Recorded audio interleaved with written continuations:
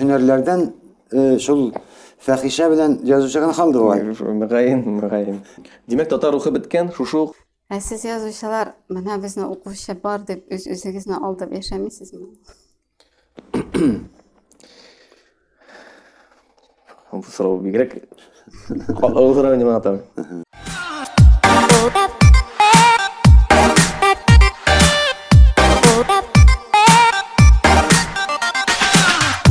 Web 3-5 sahifəsindən edebiyatga bağışlanğan çıxarılışını başlayırız. Alıb barışçılar Ögülina Eymadova, Marat Kabirov.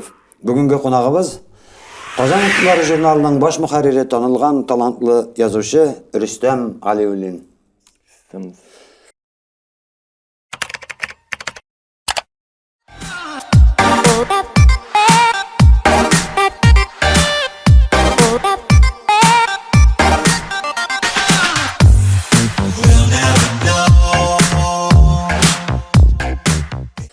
Rüstem, mene sözüne indi bugünkü edebiyatının turuşundan başlarız mıgayın.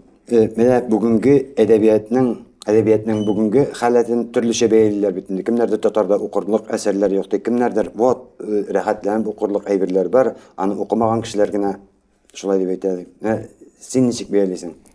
Edebiyatın halinde o bizden Tatar halkının milletinin yazmışı ben ne bir tisli bara aytabilirim edebiyat cemiyetinin şağılışı diye bulgulayana oylap tolgan sizler de bitindi. Ne kuşasatlı tarihkada etik Kılgaliler şırı bizim Bulgar devletinin içi köterilgen şırların indi eserler yazılgan şolay bit. 18-nji gasırlar bar, häzirek şahtiýan Tatar halkynyň awur ýyllary bik ýakşy eserler tumagan eteginde 20-nji gasyr başı bar, Tokaýlar, Fatih Amirhanlar, İshakýlar köteriliş, Altynşar boýunça jemgyýetde de indir köteriliş bara. Ege özüne göre özüniň ýaňa turmuşga umtyly bara, özüne niçikdir bizning ijtimai turmuşymyzda indi prosesler bara. Edebiyatda da özüne özü görene ýaňa şähsler tuwa, ýaňa obrazlar tuwa, ýaňa eserler tuwa niçikdir şunday halde. Bugün bizning nindir bir şunday sağa ýolu halde şekilde edebiyat. Dürüst etkende bizning tilimizde yazmışy bitinde kıyın halde kileşegimiz bar bir şunlandıra şuluk mektepler meselesi bolsunmy başgasymy ul niçikdir bizning yazıçlarybızga da edebi turmuşybызга da toğdan toğry kilip gaýgylar şekilde.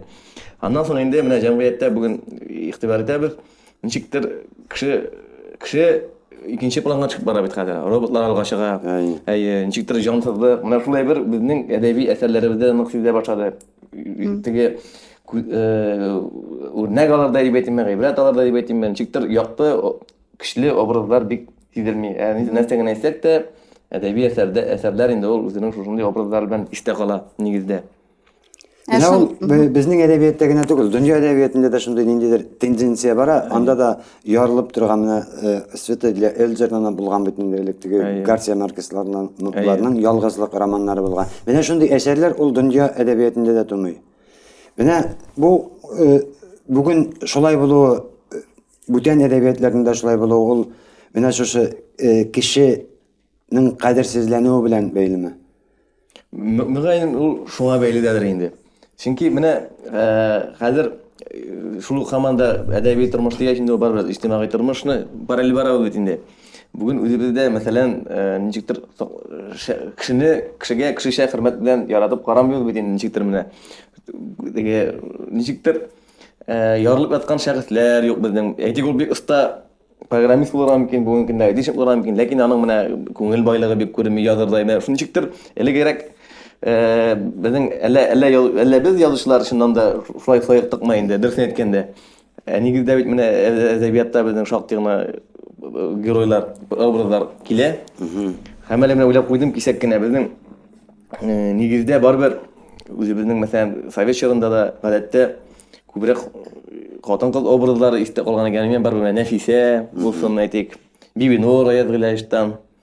Hamid Khan ýene-kiden mene baýtylman wagt etgene beýinçikde bik motor bergen biz. Ondy obrazlaryny alar hemmesi şol isimleri bilen isteglap etdi. Bugün demek bizning ýa şundan da jemgyýetimizde şunday şähslerge orun ýok kişilerge.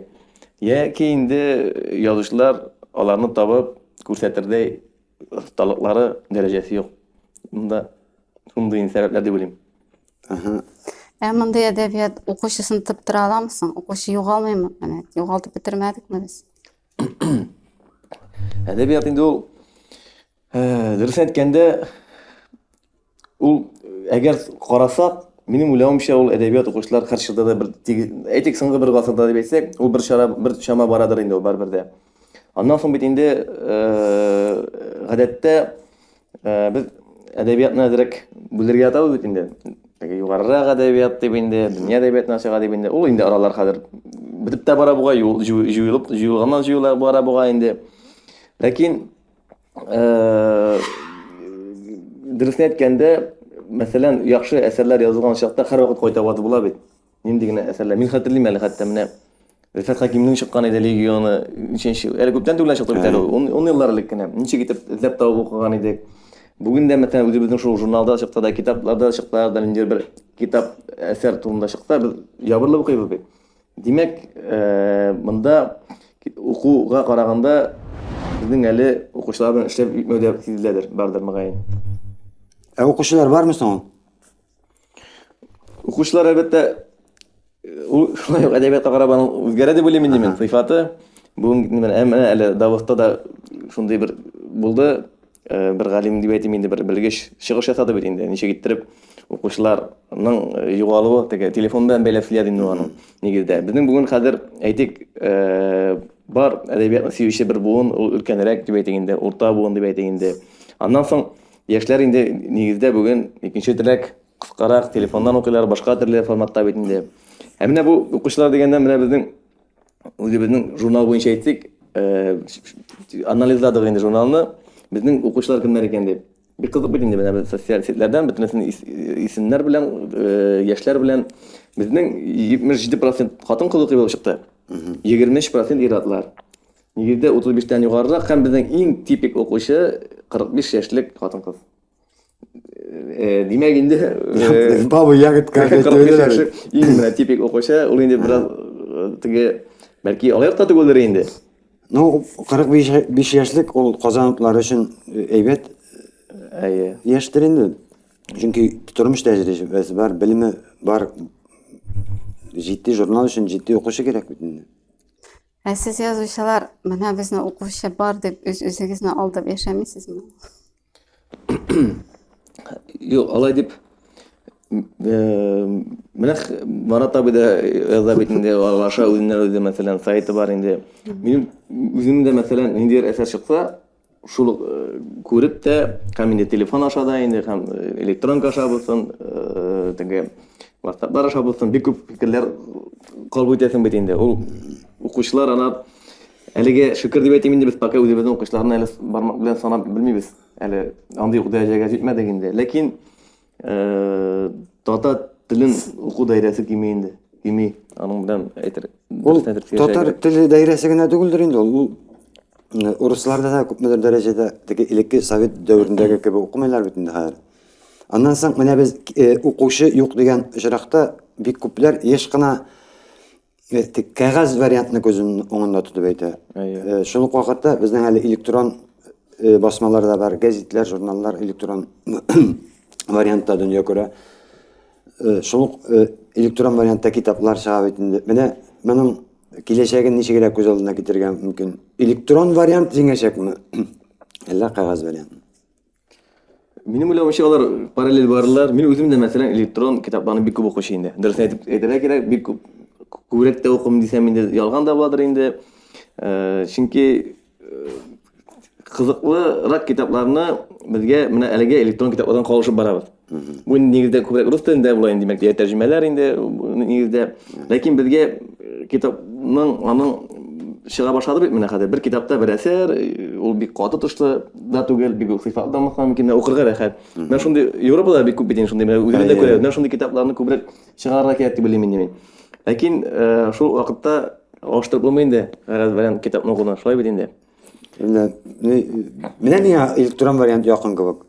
Мин үзем дә бик яратам электрон китапны. Югыйсә, кайда чыгып китәсең, бер вагон төяп йөргә яки капшык күтәреп йөргә кирәк. Булай рәхәт. Беренчедән bütün әйбер кул астында, икенчедән ул кәгазь китаплары бит күпме урманны һәлак итә. Дөрес әйткәндә, моны фаразлап та булмыйдыр инде хәзер. Бу сөйләшүләр инде 10 ел элек актуаль иде, мәсәлән. Электрон китапны, кәгазь китапны хәзер инде ничектер заман таләбе, ул инде гадәткә керде. Без аны инде хәтта Кишиге бер мөмкинлек бар. Ким Аның икесе де яшер. яшәргә тиеш икесе дә. Безнең татар китаплары, татар әсәрләре дә шушы электрон китапка мөмкин кадәр керү бер дә зыянга түгел. Аның укучылар даирәсенә мөмкинлек күбрәк булачак. Чит төбәкләрдәге татарлар, чит илләрдәге татарларга. Шулай дейсез, менә минем язучы дигәч күз алдына ниндер өлкән буын язучылар күз алдына килеп басаймы? Алар ни дәрәҗәдә якын менә бу электрон вариантларга, интернетка, сайт белән эшләүгә һәм алар ниндидер күпчелеге мәгарәдә калган кавемне хәтерләтмим сезгә. Юктыр инде безнең хәзер күренеп тора бит инде шушы 70тән узганнар да хәзер әкренләп кенә инде киреп баралар, бөтенесе дә диярлек күбесе 5-6-ны гына әйтер идем мин мәсәлән. Социаль челтәрдә актив эш алып торган. Роберт Миңнуллин, Марат Кәбиров. 3-4 кеше. 3-4 кеше. Ул мөгаен нигә дә киләдер инде. Анда бит бу үзе менә хәзер замана таләбе бит инде язучының укучы белән эшли белүе дигән без әйтәбез теге продюсер дигән әйбер турында сөйләшәбез бит инде кирәк дип татарга инде. Ул шушы шартлар инде бик күп язучы бит укучы белән эшли белми. Шул исәптән миндә мәсәлән. Ул үзе бер талап. Укучы белән аралаша алу, аның белән теге менә шушы Instagram'dan алып бару, сайт алып бару, чыгышлар ясау. Мәсәлән, Башкортстанда минем дус Айгиз бар. Ул бик эшли белә мәсәлән. Без анда чыгышларда йөрдек, сәхнәне тота белә, үзенчә ул алымнарын белә мәсәлән.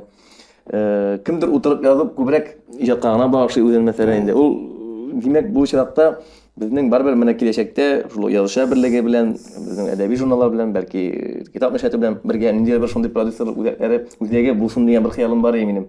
Нәкъ менә халыкка җиткерергә тиешле китапларны җиткерә белә торган менә шундый кешеләр.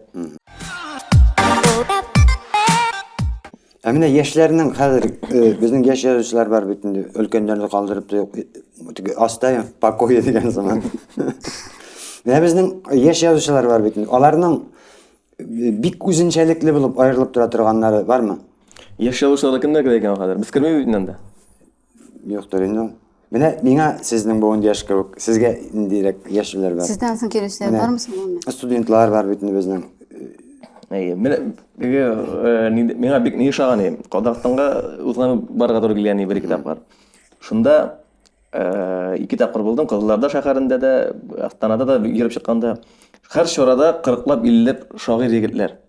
Минем яшьтә дип әйтгәндә миннән яшьрәк бөтенесе алар бик матур костюмнар кигәннәр, үзләре шундый җитдиләр, үзләре шагыйрьләр. Шушы редакция тирәсендә эшләр, кайда читтә эшләмиләр, бик күп сан буенча инде, шаккаткыч инде. Хәтта бер Кызылорда шәһәренең техник университетына бардык. Шунда безнең белән чаршу булды читтән килгән кешеләр белән инде. Һәм озак бара әдәбиятка бик игътибарландылар, кызык инде. Шуннан соң кызыксынып sıradılar indi. Şiir yazan kişiler yok mu? Bunda birinci kurslar iyi. Ben sahnede oturayım, koğrayım, zalının yartına adı kol көтерді. Ayten bu bulayığınadır dedi deyip. Şundan bular шығып bir hemmesi, bular şağıt edebilir. Teknik vuzda оқушылар. Сирилер де сирилер. Бірсін бір сауыштырып тұр. Әлі бір 15-20 кішіден соң енді бір сәтке яқын уақыт өтуға тоқтаттылар. Мен бұлардың қызықсыны кішілер, һәм потенциал бар енді. Әмма да ләкин теге сыйфат жағына келгенде біздің буын деп әйтегенде шулық исеннән айырым әйтәсен дә келмейді. Біздің үләсе рүзәлләр, йылдызлар, лилиялар, башқасылар. Оларның біздің әдәбиятның бик югары дәрәҗәдә дип саныйм мин үзем. Шигъриятне аеруча инде. Бик теге төрлечә яңалымнар белән. Әмма да ләкин безнең сыйфат бар хәзер. Гадәттә саннан сыйфатка күчәбез. Киләчәктә сан бетте безнең менә теге сайлап бездә бит бик күп идек. Барбыр аның бит бөтенебездә калмадык бит инде әдәбиятта. Сезнең кебек сизелерлек бер дулкан булып килүчеләр юк бит. Әлегә бик күрмибез шул менә. Һәм безнең кебек аерым килүчеләр дә юк. Бәлки инде ул теге вакыт аша иләнеп тә, ләкин менә бу әйбер бик кызганыч. Менә бу бүгенге теге тел мәсьәләләре, милләт мәсьәләләре әкренләп кенә чигенә баруның нәтиҗәсе түгел микән? Шулайдыр. Безнең әдәбиятның югалуына китермәсме?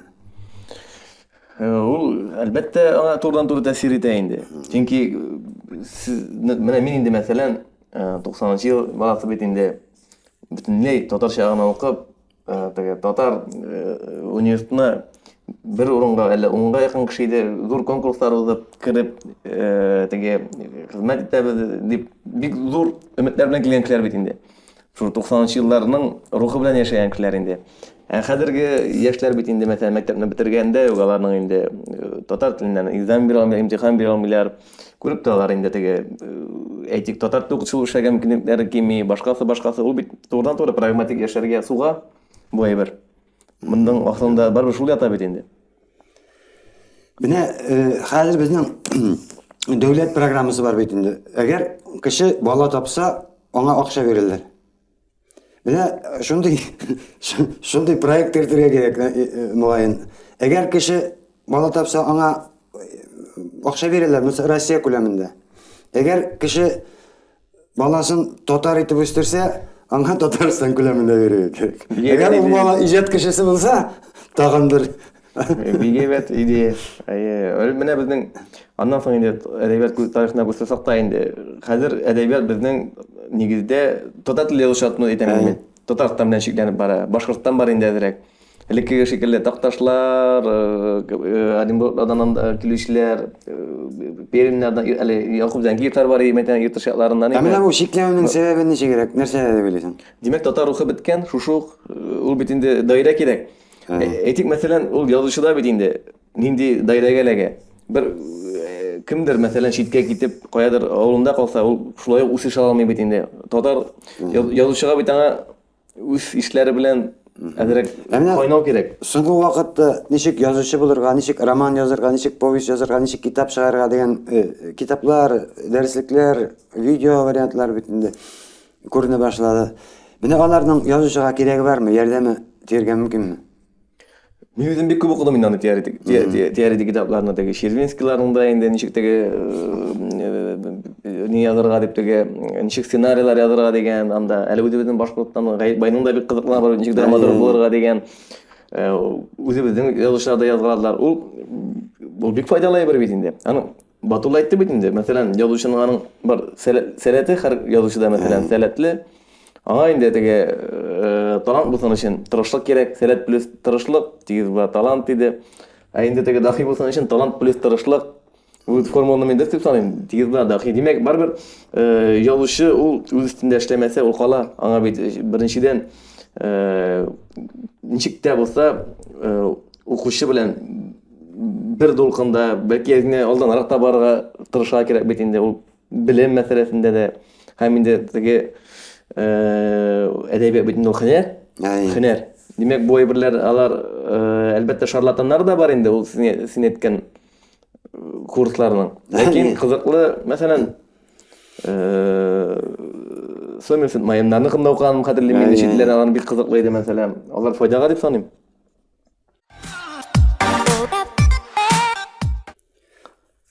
Mine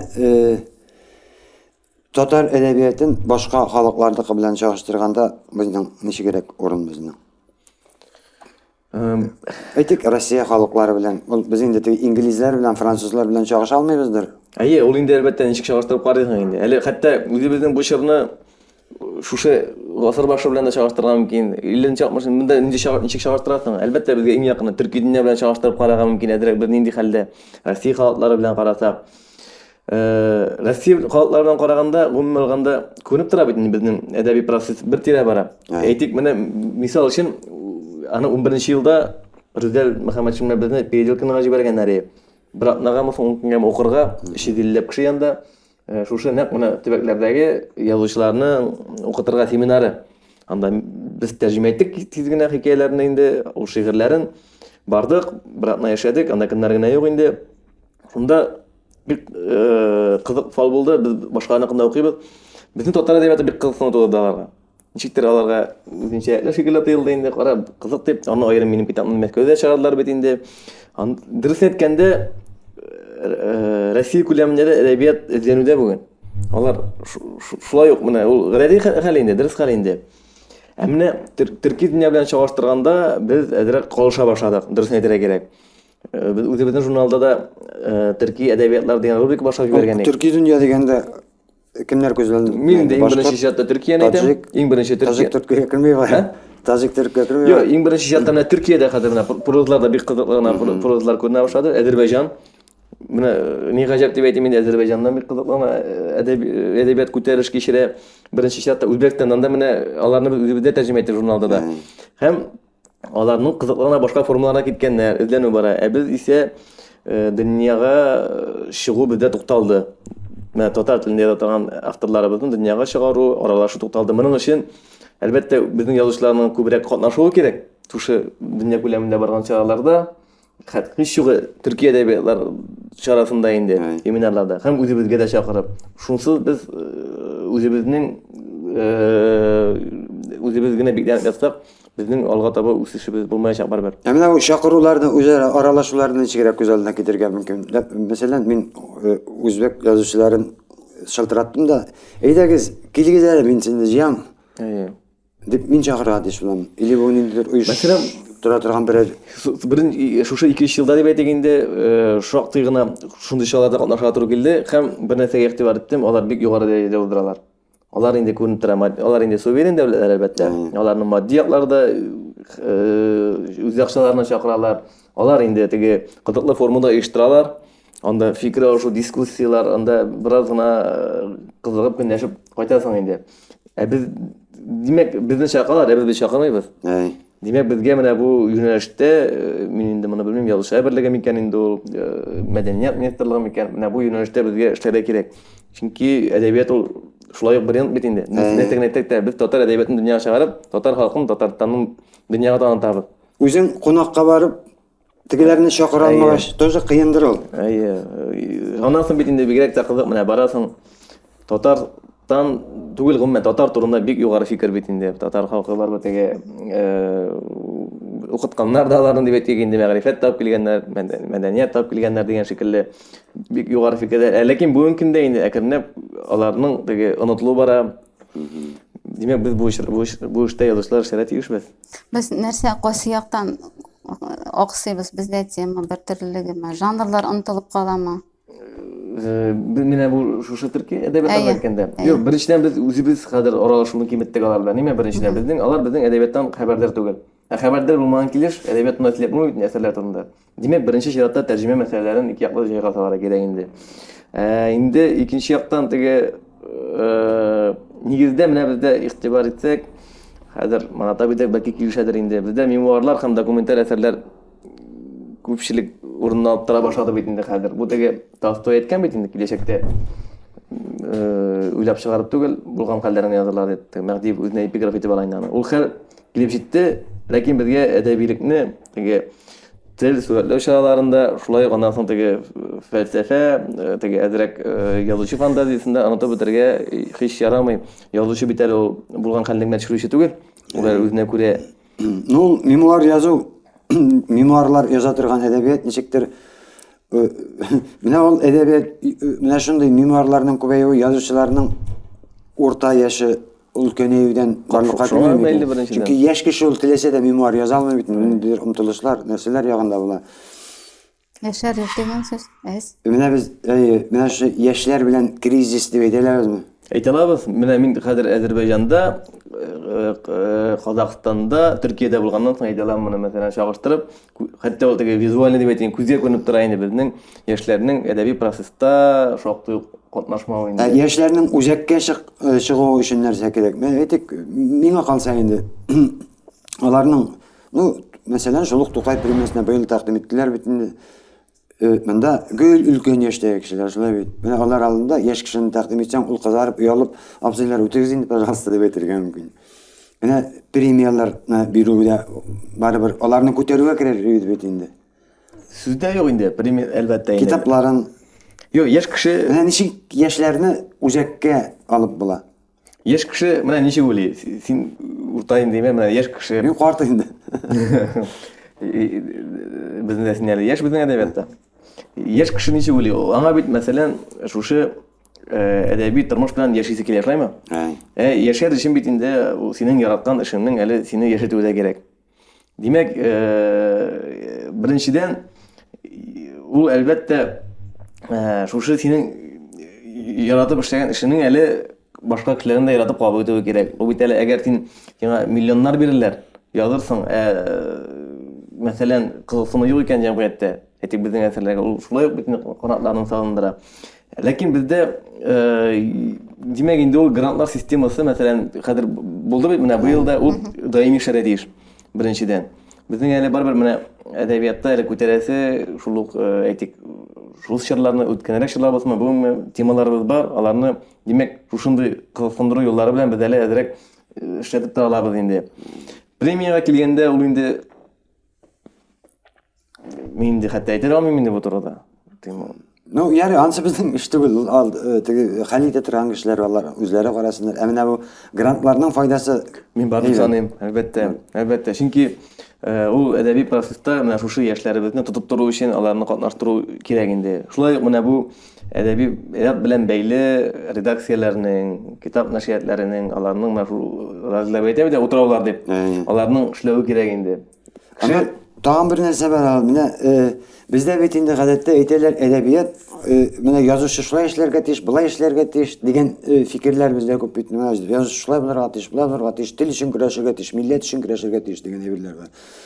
Ләкин язучы менә шушы тел өчен, милләт өчен ничек көрәшә ала, әгәр дә аның статусы булмаса?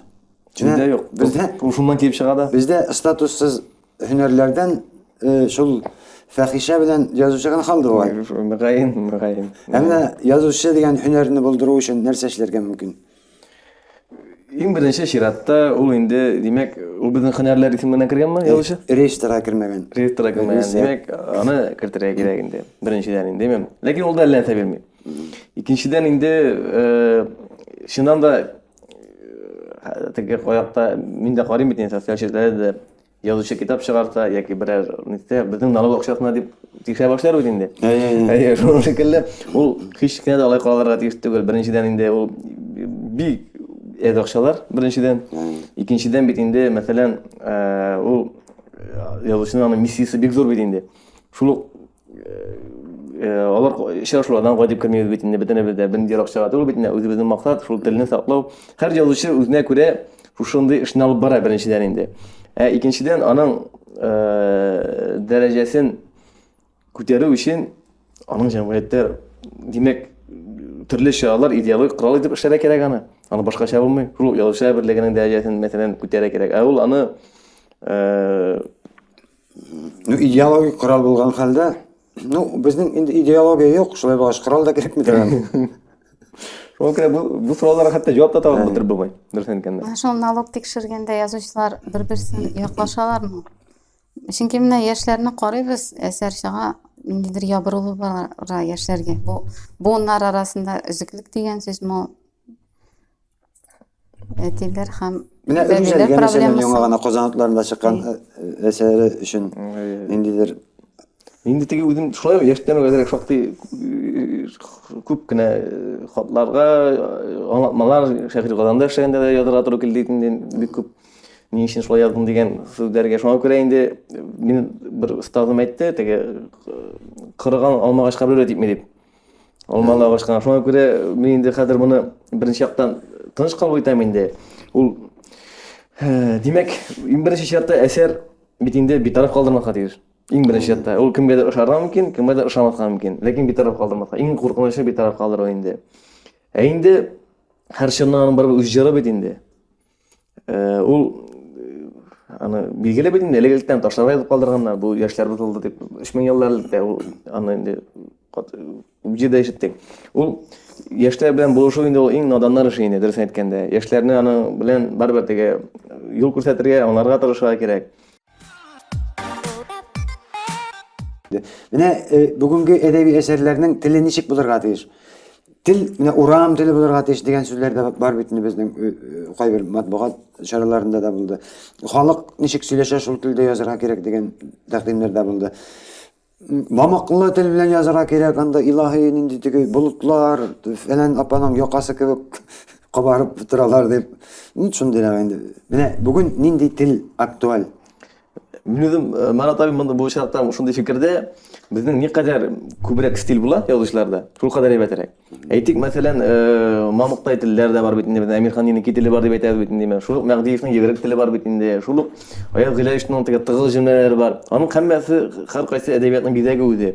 Инде әмма дә ләкин ул язучының аның сәләте шундук сизелә әсәрен укый башлауга язучымы түгел микән? Мәсәлән, шулук мәсәлән әдәби конкурсларда балаларның да жюри туры килә бит инде. Шуның 70% укытучылар яза. Ул шу хәлле төзек җөмләләр, иясе үз орнында, хәбәре үз орнында, бөтен нәрсә, ләкин әдәби әсәр түгел, укып булмый, шундый күңелсез. Шунда әдәбият кенә сәләтле бала яза, мәсәлән, аның җөмләсе әйтик хәбәре алдан, иясе тәртибе юк, ләкин ул шун ниндидер бер йоткысы бар. Йоткысы бар инде менә ул баланың инде. Димәк, бу очракта без бит инде әсәр ул алып кирип китә. Шул мәсәлән Мәгдиевнең иң яткан язучыларның берсе, син аның аерым-аерым җөмләләрен укысаң, иделәр китә, бу редактор күзеннән караганда, кара инде дип әйтәсең, ләкин син сизмисең дә укыганда. Ул хәтта Әмирханныкы шул гайберләр бар бит инде, кабак тапталыйлы да күренә, ләкин син сизмисең дә. Чөнки ул ниндидер бер үзенең бер сихри көче бар. Син шушы яши башлыйсың. Димәк, менә бу язучылык сәяте бу аңлатып булмый торган төшенчәдер инде мөгаен. Рамкага сыймый. Менә укучы зауыгы дигән нәрсә бар бит инде. Ул беренче караганда абстракт дә бер инде ул. Ләкин күп очракта иҗатчының популярлыгын шушы укучының зауыгы бәяләй бит инде, билгеләй. Ну, без кайсы гына чорны алсак та инде, хит ничәнче хит этик совет чылларына бүген дә алсак та инде. Барыбер менә шушы психологиякка басым ясаган әзрәктәге елата торганнар әсәрләр, әзрәктәге кызганычрак вакыйгалар, алар бу массовый әдәбият дип әйтмим, ләкин массовый күләмрәк теге нәкъ менә хисләргә басым ясаган әдәбият, шундый сюжетлы, алар һәрвакыт популяр була инде. Укучының зауыгы белән менә ничек идарә итеп буламы?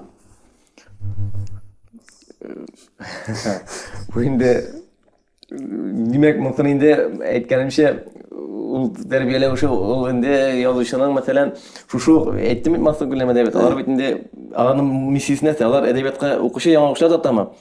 Димәк инде алар шушы бер укучыларын тиздән югалтырга мөмкиннәр бер генә дә ясалар. Димәк, укучы аннан шушы язучыдан әйтик югарырак әзрәктәге фәлсәфилек әсәрләр таләп ителә хаклы. Шуның белән бергә язучы да димәк укучыларының тырышыннан чыгып үзгәрергә мөмкин.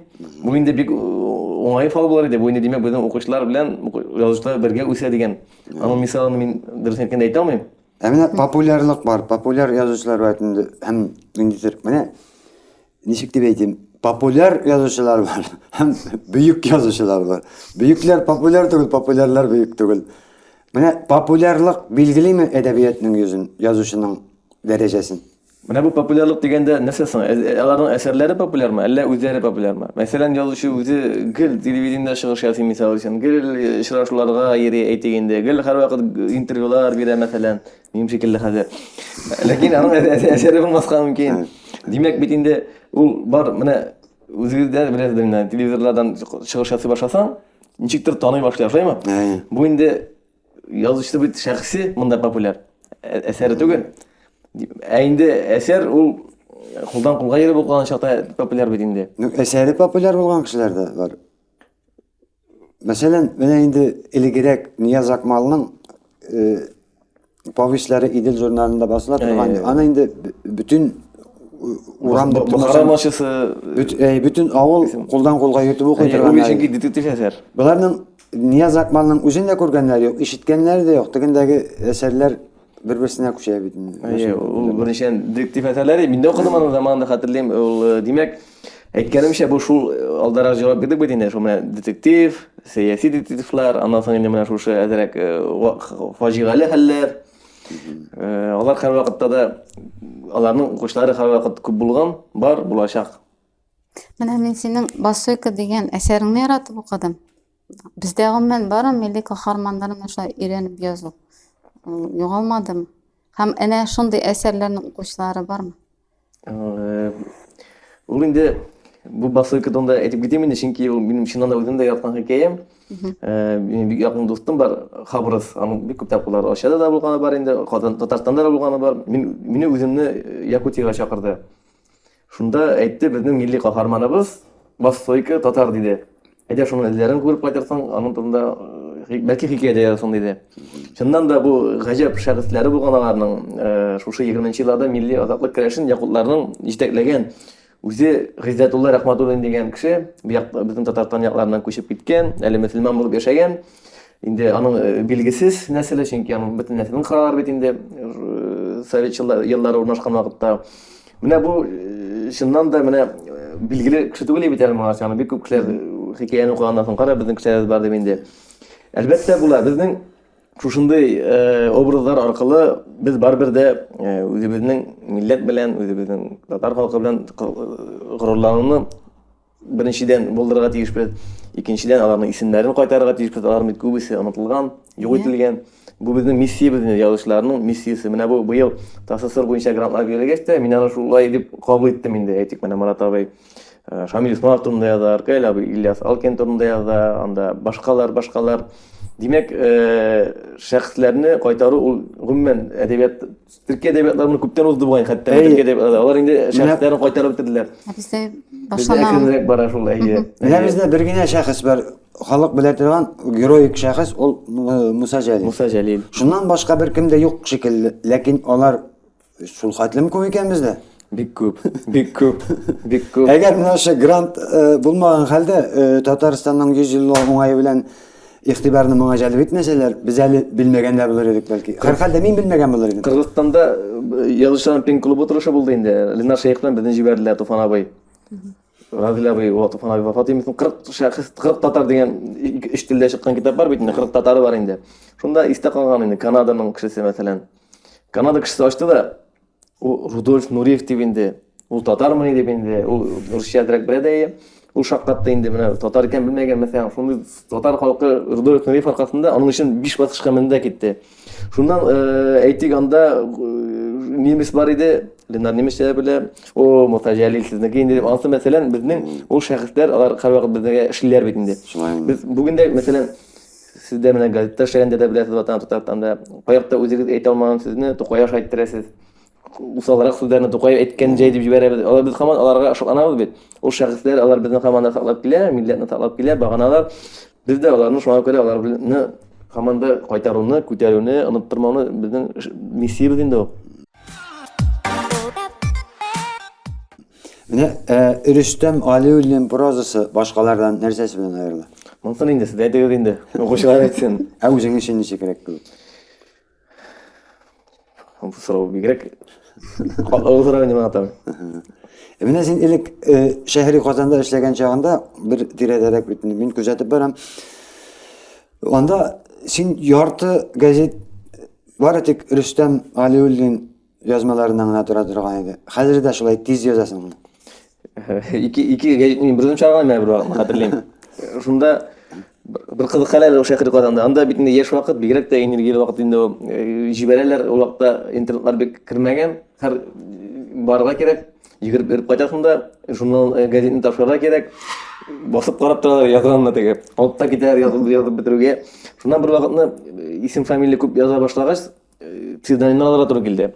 Гали Мифтахов, Гомар Әлекмов дигәннәр шунда инде. Моннан истә калган Рафаил Самышев дигән бер журналист бар инде. Шул шалтырата штәм син бит бирешә башладың бит әле ди. Әйтәм, нәрсә булды Рафаил? Син әйбәт кенә эшләп барайың, анда бер килеп чыкты бер Гали Мифтахов ди. Синнән күбрәк яза һәм нишләй әйбәт яза бит бу дим. Әйтәм, бу мин бит инде Рафаил дип. Шул истә калган. Дөрес әйткәндә кем өчендер читтән караганда бик күп эш шикелле тоелса да, менә әдәби әсәр язу буенча мин бик озак әзерләнәм. Башта түгелмәсә, әйтик, менә Әдрән дигән повесть чыккан иде инде. Язган идем, Казанда чыкты 17 елдан соң. 3 ел йөрде минем башымда. 3 ел талкыды инде ул йөрде, туды, ул экспедицияларда йөргән мин фәннәр академиясендә эшләгәндә. Шул 2 елда 100 авылда булдык. Шул 100 авылда булганда бик кызыклы шәхес табып, шушы аны прототиплары бар һәммәсенең инде. Ул шуны мин повестьны язуын 4 көндә яздым бугай. Язмадым, ул дип әйтергә ярамый инде, инде. Ләкин ул минем бер 3 ел бимаз алады инде башта йөрем инде. Ул әсәр шулай туа бит инде. Туа 4 көндә аны күчереп тә язып булмый торган. Ләкин мин бер начарлатым бар инде. Мин язасым килмәсә якында килмим тәргә инде. Шул ләкин язаш киреп китә инде. Әле нинди әсәр язасың? Әлегенә мин тапшырдым китап мәшәһәтенә балалар өчен яңа китапны, хикәяләр инде бик яратып эшләдем инде хәзер. Бер чорда гипнозчы малай менә үземнең яшьлек булса, хәзер инде ике бала үсеп килә, аларның тормышы үзенә күрә заманча гына хикәяләр килеп чыкты шикелле, шатырлар дип уйлыйм инде. Аннан соң берничә шундый үземне үземә тәэсир иткән хикәяләр язылды. Бүгенге көндә менә хәзер син алган грант кебек шул Тастырның бер герое, үзебезнең якташ та ул, бик кызыклы шәхес иде. Менә Себердән иң беренче нефтьне Себердән алалар бит инде. Шунда бик күп бригадалар килә, төрле илнең төрле пишмакларыннан. Сазлыктан, котышкы сазлыкларда безнең нәкъ Татарстан егетләре генә аның җитәкчелегендә 100 километр торган сузалар инде. Менә шунда ничә тапкыр сазлыкта батып калып инде. Герой булган, бик кызыклы әдәбиятны яраткан, Мәгдиевнең якын дусларының берсе булган, аның Туфан абый аның белән бик аралашкан, шул шәхес турында язам. Аның инде үзенең көндәлеге бар иде, мин әдәткә китергән идем инде. Аны чыгардык без. Анда ул үзенең белән эшләгән кешеләрне яза, эшен яза, эшләрен яза, ләкин үзе турында язмый. Аны үзенең тормышында анда кызыклар, менә шул мин аны грантына язарга хыялланган идем инде. Ләкин менә шушы стимул булды хәзер тизләтергә. Шушы әсәрне язарга. Шуның белән мәшгульмен.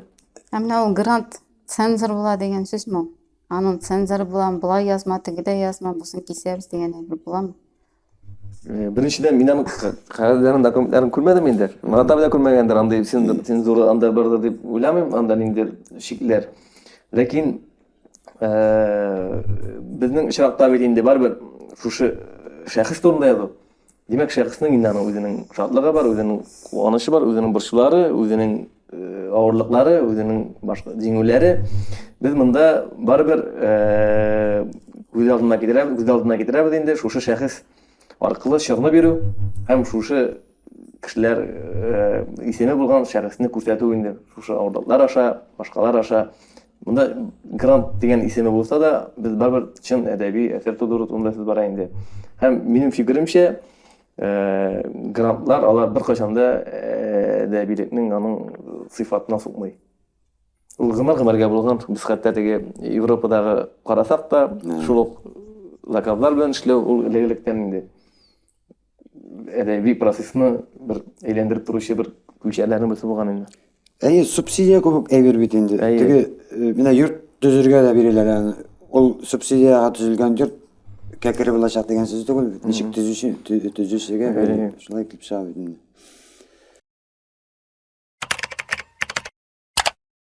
Нәрсә шуны чыгара? Кешенең үз сүзендә тормавы. Ничек тынычланасың?